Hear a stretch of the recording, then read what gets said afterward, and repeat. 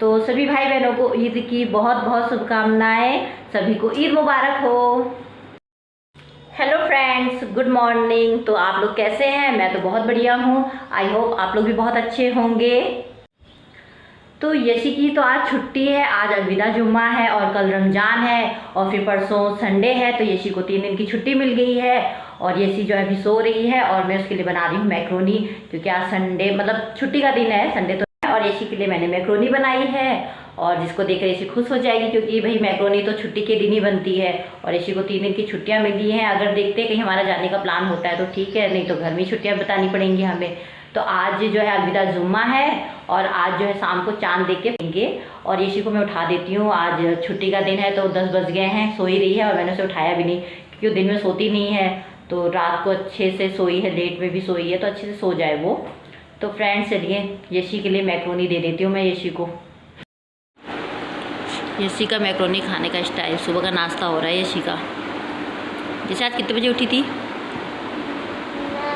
शायद 1 बजे। 1 बजे नहीं, 10 बजे। आज मेरी पूरी कोशिश रहेगी कि मैं शाम को जो ईद का चांद होता है उसे देखूं, क्योंकि मैंने एक बार देखा है। और जब मैं कॉलेज में थी, जब मैं बीएड का कोर्स कर रही थी, तो मेरी फ्रेंड थी सबा, जो कि मेरी अभी भी फ्रेंड है, बेस्ट फ्रेंड है मेरी। तो उसने हमें दिखाया था ईद का चांद। तो फर्स्ट टाइम हमने उसी समय देखा था, बहुत ही थोड़ी देर के लिए, बहुत ही पतला सा निकलता है उस दिन चांद। तो कोशिश है कि आज भी वो दिखे। कोशिश तो मेरी पूरी रहेगी कि मैं देखूँ ईद का चांद और अपनी विश मांगूंगी। तो फ्रेंड्स हमारे साथ इसी तरह बने रहिएगा हमारी ब्लॉग में। तो रमज़ान के मौके पर मुझे भी अपनी कुछ हॉस्टल लाइफ की बातें याद आ गई हैं।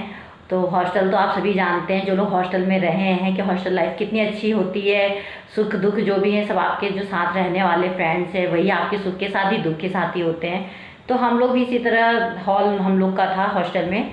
तो हम लोग जब ये ईद का टाइम आता था तो मेरी फ्रेंड जो सबा है वो घर चली जाती थी, और जब वो आती थी तो हम लोग उसको पहले से कह के रखे रहते थे कि हमारे लिए तुम ना ईद की सेवई लेके आना, बहुत अच्छी होती है। तो वो बाल्टी भर के ले आती थी हम लोगों के लिए, तो हम लोग खूब खाते थे।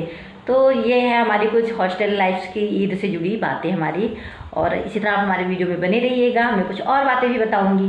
तो जो मेरी फ्रेंड शबा है वो ईद के टाइम पे घर जाती थी, तो उन दिनों तो इतनी छुट्टी मिलती भी नहीं थी, तो 2-4 दिन की छुट्टी रहती थी ईद की, और वो कुछ छुट्टी लेके जाती थी। तो जब वो जाती थी तो क्या कहते हैं, जब उसको आना होता था तो वो हमारे लिए फ्रेश सेवई बनाती थी। तो जो वो सेवइयाँ होती है वो चाशनी वाली होती है, तो वो ज़्यादा दिन चल जाती है। तो जब वो आती थी हम लोगों के लिए लेके, तो हम लोग इकट्ठा हो जाते थे कि लाओ पहले बाल्टी खोलो, हमें देखना है सेवई कैसी है।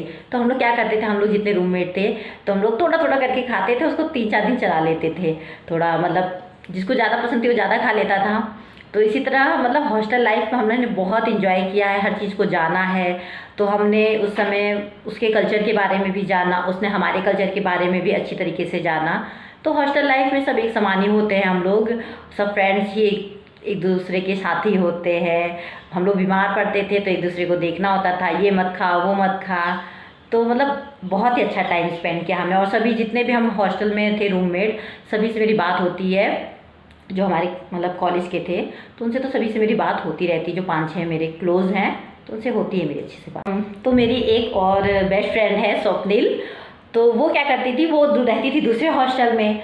तो वो जब दूसरे हॉस्टल में रहती थी उसको पता चलता था कि सबा आ गई है, तो वो कॉलेज से फिर सीधे हमारे वहाँ आ जाती थी और वो हमसे कही रहती थी पहले बाल्टी मत खोले, क्योंकि वो बाल्टी में लाती थी ना, ज़्यादा लाना होता था सबके लिए। तो जो बड़ा वाला डब्बा होता है तो सेव करके सेफली लाती थी वो। तो बाल्टी के कोई खोलेगा नहीं उस बॉक्स को, जब तक मैं नहीं आऊँगी तब तक कोई नहीं खोलना है। तो हम लोग इतने अच्छे भी थे ना सब फ्रेंड्स, तो हम लोग खोलते भी नहीं थे कि हाँ चलो स्वप्निल ने कहा है आएगी साथ में सब खाएंगे। तो बहुत अच्छा था समय। तो आज ईद की वजह से मुझे अपने हॉस्टल के दिन फिर से याद आ गए हैं और यादें ताज़ा हो गई हैं, जो कि मैंने आपके साथ शेयर करी हैं। अगर आपको मेरी ये हॉस्टल की यादें जैसी भी लगी होंगी प्लीज़ कमेंट करके ज़रूर बताइएगा और हमारे साथ बने रहिए। फ्रेंड्स शाम के 5:30 हो गए हैं और मैं छत पर आ गई हूँ, क्योंकि ईद का चांद जो है वो 6 बजे तक लगभग कभी भी दिख सकता है, मुझे टाइम का उतना पता नहीं है। तो ये देखिए आज का मौसम जो हो रहा है ना एकदम बादल नुमा है, तो मुझे तो नहीं लगता कि आज ईद का चांद दिख पाएगा।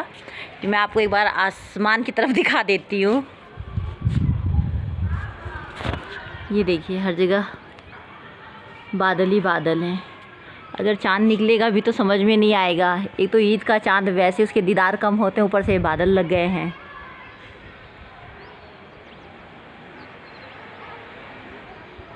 तो देखती हूँ, फिर वेट करती हूँ कि थोड़ा सा अगर आसमान खुलता है दिख जाए।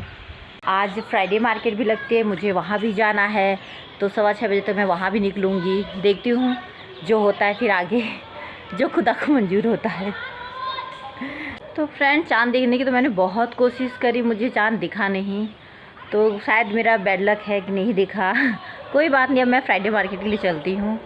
तो अब अगले साल देखूँगी जब ईद का चाँद निकलेगा, और आप लोगों को भी दिखाऊंगी। मैंने सोचा था निकलेगा चाँद, देखूंगी तो आप लोगों को भी दिखाऊंगी, बट ऐसा हुआ नहीं। फ्रेंड्स, मैं सब्ज़ी लेके आ गई हूँ और मैं थोड़ा सा एक चक्कर टहल रही हूँ अपनी गली में। तो अभी तो मौसम थोड़ा सा खुला है, ज़्यादा तो नहीं खुला है, बादल तो है ही, बस थोड़ा सा एक आध दो तारे दिख रहे हैं। मैं दिखाती हूँ आपको, वो देखिए, तो लाइट एक तारा ये दिख रहा है। और तो फ्रेंड्स, मैं टहल कर भी आ गई हूँ और सब्ज़ी लेकर भी आ गई हूँ। तो मुझे आज तो ईद का चाँद दिखा नहीं, तो कोई बात नहीं, और अगले साल देखूंगी फिर। और फ्रेंड, इसी तरह आप हमारे साथ बने रहिए, हमें सपोर्ट करते रहिए, हमारे वीडियो को देखते रहिए, लाइक शेयर करते रहिए। और फिर मैं हाजिर होंगी नए ब्लॉग के साथ, और तब तक के लिए बाय बाय। और आप लोग भी मज़े करिएगा। तो और जो मेरे फ्रेंड्स हैं, जो मेरे मुस्लिम भाई बहन हैं, उनको ईद की बहुत बहुत शुभकामनाएं, यानी कि ईद मुबारक हो उनको भी।